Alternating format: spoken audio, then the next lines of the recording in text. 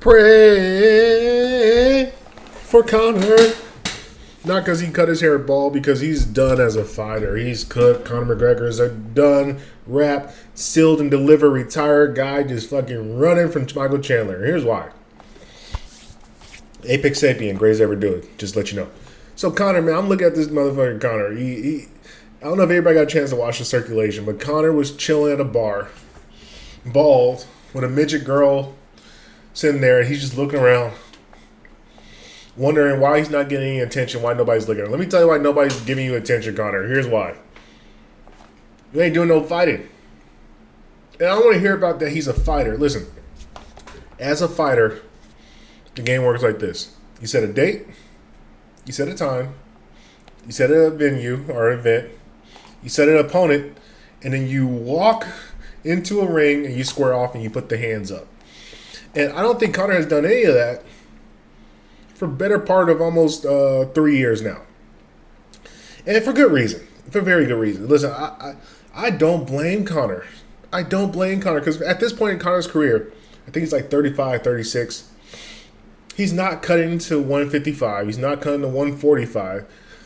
He's bloated because he was off that juice because he had to fix his fucking leg. So he's walking around 170. He's looking at the monsters at 170. He's like, dude, I can't fight none of these guys to get a championship. He's looking at 155 as Khabib 2.0 and fucking Nurmagomedov or whatever his name is. That guy's name is. I forget his name. Islam. And so he looks at 145. He's like, no, champ, I'll never get back to that weight again. So in Conor's mind, he's looking like, okay, I ain't fighting for championships anymore. And I'm not even really motivated by championships because I've been there, done that. Been the double champ. Interim. Actually been a triple champ. Interim. 145er, 155er, simultaneous champion both times. What am I fighting for? Am I fighting for cash? At this point in time, I don't think Conor needs to fight for cash.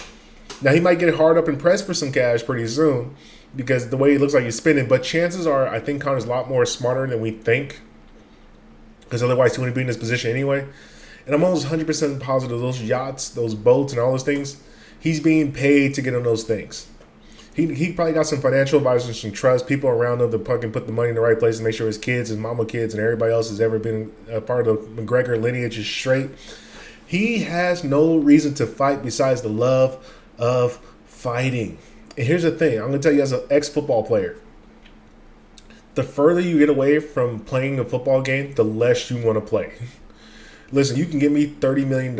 I don't know if I can go out there and play football again. The realization of how dangerous and how fucking crazy football is.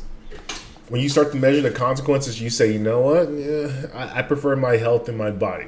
And I think it's the same thing that happened with Conor. Conor woke up, not after that Dustin fight where he got KO, because that's KO, man. Everybody gets KO. You wake up, you get back moving. It's not the end of the world.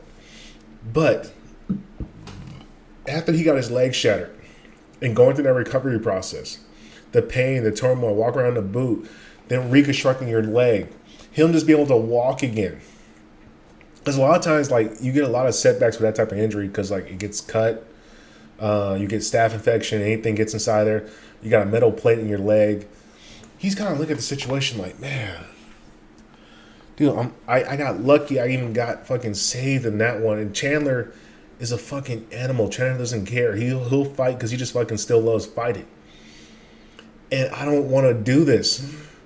I love just getting there training. I love the lifestyle of training, fighting, being actively being fit. I love being my kid's life. But to dedicate myself for a full however many weeks to go fight this guy for what, money? How much money can I get, man? I'm already happy. I'm already content. I got the money. What is my motivation to fight? Is it the attention? Because he does love attention, but then he's like, every time I get beat, the attention dies a little bit more and more and more, and then I'm going to end up like Tony Ferguson. There's a sad case where Tony Ferguson is now thinking that people are showing up to Abu Dhabi to go watch him fight. And that's another story. Tony's cooked. John Jones is cooked. We're gonna have a whole series about the cooked fighters of this generation. And he missed that first press conference. He didn't really give her a reason why. But it's probably because he didn't want to go out there and do it again. Because once again, as a man ages and the further you get removed from fighting, the less you want to fight because you understand the real danger of repercussion. It's easy to rip through and fight when you're fighting for something, when you're fighting for belts, or you're fighting to get the money. But what is your motivation if you don't have the money to fight for it and you don't have the belts to fight for it? What is the motivation to do any of it? What's the motivation to train? Because once again, he's not coming down to 155, so he doesn't have to lose the weight, so he doesn't be in prime condition. He's definitely not going down to 145. He's looking at the 170 division. Ball will kick his ass. Usman kicks his ass. Leon kicks his ass. Colby kicks his ass. Ravnalovich kicks his ass. Everybody in the fucking 170 kicks his ass. 155, he's got to go fight Khabib 2.0 and still takes a good chance of getting his ass kicked. He's looking at the situation like a fucking smart person because I don't think Conor's dumb. I think he's a carny, but I think he's a very intelligent and bright human being, very wicked and very sharp, very smart.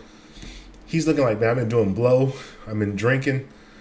I'm half-ass training. I'm trying to show these clips to make it look like I'm still working hard. I'm getting myself back into condition. But as he's getting himself back in condition, this is what happens to all of us as men. As you get yourself back in like viable fighting condition, one of the things you kind of pick up on is, man, I love my health. I love being good. And every fight that you fucking have takes a bit away from you, of your health. You remove a little bit of your life force. And this is the case for everybody, for like electricians, plumbers, anybody who does laborer's job. You are chipping away at your life force little by little. It's just the way the game works as a man. You're going to wear yourself out. And that's why the goal as a man, you go back to my junkyard scrap thing, the goal is to get as much knowledge from your labor as possible so that you can then go to a position where you're sitting in an office, chilling, using your brain power instead of using your body so you can enter the next level of your career. And I think that's where Conor is at. I think Conor will be much more entertaining and a much better story as a talker. Even going to WWE, I'm almost willing to bet this is the better conclusion. Talk to Dana. Say, Dana, you got to partner with WWE. Scrap this fight.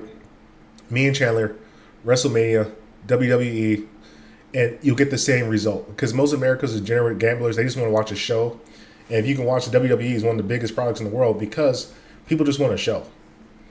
The actual fighting is fucking irrelevant. Like, there's some hardcore fans like myself who love the tactics, love the strategy, like watching that shit. But the grand majority just like the fucking entertainment and the spectacle of everything. And there's no greater spectacle than WWE. And Chandler's already been hinting by showing up and doing some publicity and publicity at the WWE. So he's getting a pop. People love Chandler. Conor would be an excellent fucking WWE guy because he already got the acting chops. And I think that's the next level of his career. I think that's the next fucking walking point. Fuck this fighting shit. You did what you need to do, Conor. You had a fucking great career. Take inventory.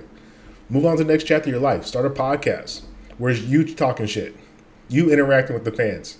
And become a statesman for the fight game. Get people to pop through talk and conversation. If Conor McGregor started his own MMA channel, because he has a brilliant tactician mind. If he started his own WWE channel, not his own WWE, if he started his own MMA fight analysis channel and started producing content, he'll blow up and make way more money as that than relatively going to fighting. But to some degree, I think he still loves war. But at some point, every warrior, kind of that aspect of the warrior dies off and you fade back into a general role. You don't need to be in the front lines anymore. At a certain point in time, you realize, man, I don't need to be on the front lines doing all the hard shit. Let me sit back and be a part of the theater. Let me sit back and educate the fans. Like in the World of Chael Sonnen, in the World of Chael Sonnen, in Apex Sapien. In this YouTube game, one of the things I've learned about the YouTube games, if you're trying to be an entertainer, you're racing to the bottom. The only way to have any longevity in this YouTube game is by educating and storytelling.